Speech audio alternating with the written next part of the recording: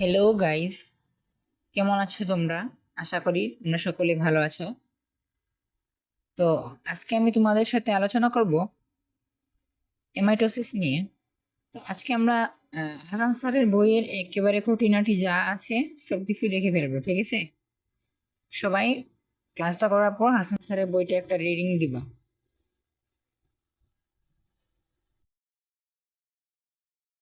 তো প্রথমত আসো, এমাইটোসিস শব্দটার মধ্যে আমরা এ এবং মাইটোসিস এই দুইটা ওয়ার্ড পাই, মানে এই দুইটা ওয়ার্ডের সমষ্টি। এটা হলো একটা উপসর্গ, বাংলা উপসর্গ, যেটার মিনিং হলো না। আশা করি তোমরা এই উপসর্গটা পড়ে আসছো বাংলা দ্বিতীয় পত্রে। তারপর মাইটোসিস ওয়ার্ডটা আসো, এখানে মাইটো মানে মাইটোসিস বুঝাইছি। এখন তোমাদের প্রশ্ন হবে মিউসিস টু কেন লিখলাম বা মিউসিস কেন লিখলাম। আশা করি তোমরা সকলে জানো বা নাও জানতে পারো যে মিউসিস টু কে মাইটোসিস বিভাজনও বলা হয়ে থাকে, ঠিক আছে? তো এখানে মাইটোসিস ওয়ার্ডটা দ্বারা বোঝায় মাইটোসিস না, না এটা মাইটোসিস, নাই বা এটা কোনো প্রকার মিউসিস। তো এটা কি? এই মাইটোসিস হলো একটা কোষ বিভাজন প্রক্রিয়া, যেটা মাইটোসিস এবং মিউসিস এই দুইটা থেকেই ভিন্ন, আলাদা একটা কোষ বিভাজন প্রক্রিয়া, ঠিক আছে? আশা করি তোমরা এতটুকু বুঝতে পারছো। এতটুকু বুঝতে পারলে আমরা পরের অংশে যাব। এমাইটোসিস এমন এক ধরনের কোষ বিভাজন প্রক্রিয়া যেটা জটিল মাধ্যম ছাড়া সরাসরি সংঘটিত হয়। এই যে জটিল মাধ্যম ছাড়া সরাসরি মানে কি? যেমন মাইটোসিসে দেখো প্রোফেজ, প্রোমেটাফেজ, এই যে প্রোম লিখলাম, মেটাফেজ, তারপর এনাফেজ, তারপর হলো টেলোফেজ। আবার তুমি যখন মিউসিসে আসবা তখন দেখবা যে মিউসিস ওয়ান, আবার মিউসিস টু। মিউসিস ওয়ান কে আবার 5টা ভাগে ভাগ করা হয়েছে। তো এগুলো হলো কি লেপটোটিন, পেকাইটিন, তারপর একটা কি জাইগোটিন। ও সরি, জাইগোটিনটা তোমাদের 2 নম্বরে হওয়ার কথা ছিল, তোমরা পড়ার সময় বই থেকে পড়ার সময় ঠিক করে নিবা। তারপর একটা ডিপ্রোটিন, এরপর একটা ডায়াকাইনেসিস। তো ডিপ্রোটিনের জন্য ডিপ লিখে নিবা। হ্যাঁ, জাইগোটিন বানানটা কিন্তু জেড হওয়ার কথা ছিল, এখানে আর কাটলাম না। তাহলে এগুলো দেখতেছো কতগুলা ধাপ এখানে, এই যে মিউসিস এবং মাইটোসিসে, কিন্তু তোমার এই এমাইটোসিসে এত ধাপ নাই, ঠিক আছে? এমাইটোসিসে এত ধাপ নাই, তাই এটাকে সরল এবং জটিল মাধ্যম ছাড়া বিভাজন প্রক্রিয়া বলা হয়, যেখানে কোনো জটিল মাধ্যম নাই এবং যেটা সরাসরি সম্পন্ন হয়। তো এই জটিল মাধ্যম বা প্রক্রিয়া ছাড়া সরাসরি যে কোষ বিভাজন হয়, হয়ে কি উৎপন্ন হয়? অপত্য কোষ বা বাচ্চা কোষ উৎপন্ন হয়। এই যে অপত্য কোষ বা যে বাচ্চা কোষগুলো মাতৃকোষ থেকে উৎপন্ন হলো, সেইগুলাকে কি বলে বলতো? সেইগুলাকে ডটার সেল বলে। এখন এই যে ডটার সেল শব্দটা শোনার পর আবার ছেলেদের মন ভেঙে যাবে যে এখানেও লেডিস প্রায়োরিটি, ঠিক আছে? আচ্ছা, তো তোমরা যদি এতটুকু বুঝতে পারো তাহলে এখন আমরা এমাইটোসিস কোষ বিভাজন প্রক্রিয়াটার প্রসেস সম্পর্কে জানবো, ঠিক আছে? এর প্রসেসটা কি? অত্যন্ত সরল একটা প্রসেস। সরল কেন? যেহেতু এখানে কোনো জটিল প্রক্রিয়া নাই। তো তোমরা দেখো, এই যে জিনিসটা দেখতেছি, এই পুরো জিনিসটা হলো তোমার সেল বা কোষ। সেল, হ্যাঁ। আর এই যে কালো জিনিসটা দেখতে পাচ্ছ, এটা হলো নিউক্লিয়াস। আর এই যে আকাশি কালার জিনিস, সেটা হলো সাইটোপ্লাজম। আমি একটু মুছে দিলাম, এখানে বেশি হিজিবিজি হয়ে যাবে। তো দেখো, প্রথম গোলাকার চিত্র থেকে আমরা যখন দ্বিতীয় চিত্রের দিকে আসতেছি, তখন দেখবা কোষটা লম্বা হয়ে গেছে। প্রথম চিত্র থেকে দ্বিতীয় চিত্রের যে অবস্থা বা দশা, সেখানে কোষটা লম্বা হয়ে গেছে। দ্বিতীয় চিত্রে যে অবস্থা দেখানো হয়েছে, সেটা থেকে তৃতীয় চিত্রের অবস্থায় কোষটা আরো লম্বা হয়ে গেছে।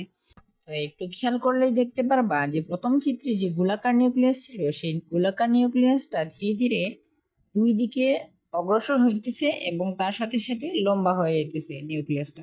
তো ফিজিক্সে তোমরা স্থিতিস্থাপকতা জিনিসটা পড়ছোই, যে স্থিতিস্থাপক সীমার বাইরে কোনো কিছু চলে গেলে সেটা ছিঁড়ে যাবে।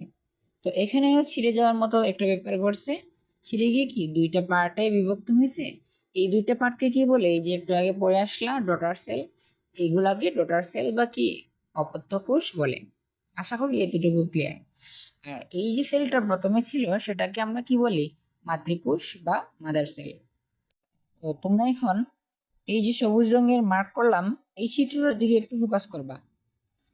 তো এই চিত্রে এই যে খাঁজটা দেখতে পারতেছো, খাঁজ বা গর্তটা, এই যে এখন লাল দাগ দিলাম, এই গর্তটাকে হাসান স্যার বলছেন চক্রাকার গর্ত। কোন অ্যাঙ্গেলে যে ইনি চক্রাকার বললেন আমি বুঝলাম না, তোমরা একটু বইয়ে ভালো করে দেখে নিবা, এই জিনিসটা আছে। তো এখন এর পরের অংশে আসো। পরের অংশ কি আছে, যে বিভাজন হয় মাতৃকোষের। আমরা একটু আগে দেখে আসলাম, এই যে শুরুর কোষটা ছিল মাতৃকোষ, আর সৃষ্টি হয় অপত্য কোষ। এই যে অপত্য কোষগুলা, যেগুলাকে আমরা ডটার সেল বলছিলাম। এরপরে আরেকটু নিচের দিকে আসা যাক। আচ্ছা, তো এখন এখানে আসা যাক যে আম, একজন মা থেকে দুইজন বাচ্চা সৃষ্টি হবে। আমরা উপরে দেখে এসেছিলাম একটি মাতৃকোষ থেকে দুইটা বাচ্চা বা দুইটা ডটার সেল উৎপন্ন হয়েছিল। তো এই জিনিসটা কয়টা প্রক্রিয়া হতে পারে? এই জিনিসটা হতে পারে দুইটা প্রক্রিয়ায়। একটা হলো এমাইটোসিস, একটা হলো মাইটোসিস। তো যে এমাইটোসিস যেটা ছিল সেটা হলো একটা সরল প্রক্রিয়া, আর মাইটোসিস যেটা সেটা হলো জটিল প্রক্রিয়া। আশা করি এক মা থেকে দুই বাচ্চা তৈরি হওয়ার ব্যাপারটা তোমাদের ক্লিয়ার। তো এখন আসা যাক এমাইটোসিসের উদাহরণগুলা কি কি। এ তো কিছু পড়লা, তোমরা এখন জানবা না যে এমাইটোসিসের উদাহরণগুলা কি কি। এটা মনে রাখার জন্য একটা ট্রিক আছে, যে বাই এর বি ফর ব্যাকটেরিয়া। এখন ব্যাকটেরিয়া সম্পর্কে আমরা একটু এক্সট্রা কিছু জেনে নিব উপর থেকে। তো আসুন, এখানে বলা হয়েছে যে এমাইটোসিস হলো প্রত্যক্ষ কোষ বিভাজন প্রক্রিয়া। ঠিক আছে, এই যে প্রত্যক্ষ কোষ বিভাজন প্রক্রিয়া, কারণ এটা সরাসরি সংঘটিত হয়। প্রত্যক্ষ পরোক্ষ বুঝে আশা করি। আর ব্যাকটেরিয়ায় হয় কি দ্বিভাজন। এখন তোমাদের মনে প্রশ্ন, দ্বিভাজন কি? এটা চতুর্থ অধ্যায়ে পাবা। এটা সাধারণত টার্গার প্রেসার নামক এক প্রকার চাপের কারণে হয়। এই যে ব্যাকটেরিয়ার কোষ, এর মাঝ বরাবর একটা প্রেসার কাজ করে, কাজ করার পরে এই কোষটা দুইটা ভাগে বিভাজিত হয়ে যায়, তাই একে দ্বিভাজন প্রক্রিয়া বলা হয়। এই যে ব্যাকটেরিয়ার দ্বিভাজন এবং এমাইটোসিস সমার্থক শব্দ।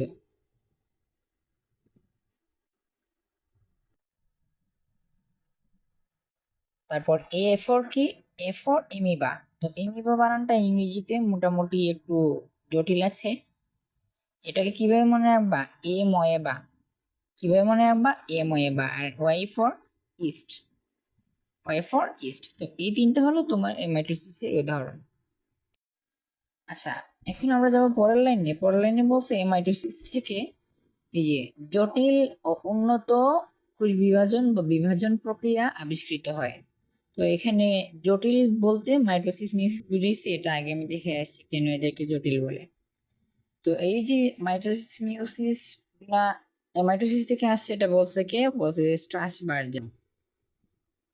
তো উনি যে সালে বলছে, সালটা একটু ইম্পর্টেন্ট, এটা মনে রাখার একটা ট্রিক আছে। আমরা এখন পড়তেছি সরল কোষ বিভাজন প্রক্রিয়া। এই সংখ্যাটাও এই প্রক্রিয়ার মতোই সরল। এই যে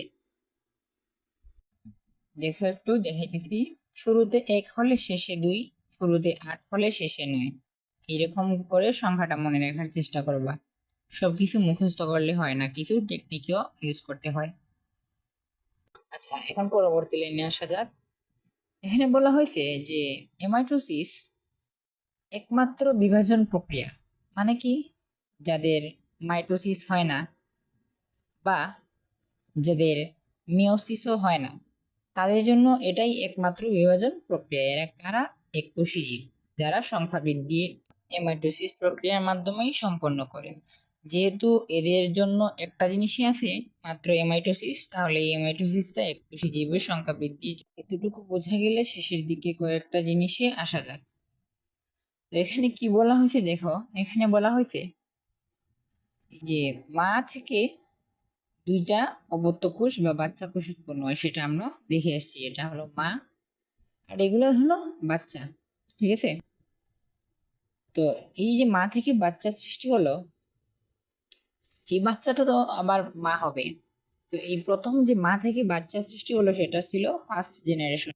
আবার সেকেন্ড জেনারেশন শুরু হবে যখন ওই বাচ্চাটা মা হবে এবং ওই মা থেকে আবার বাচ্চা তৈরি হবে। কি বললাম? ওই বাচ্চা যে মা হবে তার থেকে আবার বাচ্চা তৈরি হবে, সেটা হলো সেকেন্ড জেনারেশন। তো আশা করি এতটুকু বুঝতে পারছো। তো আমাদের এই ক্লাসটা এতটুকুই। এখন তোমাদের কাজ হলো বইটা রিডিং দেয়া। ঠিক আছে, বইটা রিডিং দিবা, বইটা রিডিং দেওয়ার পর তোমার কাছে লাগবে যে তুমি সব পারো, হ্যাঁ তুমি সব পারবা। তো আজকে এতটুকুই, বাই এভরিওয়ান।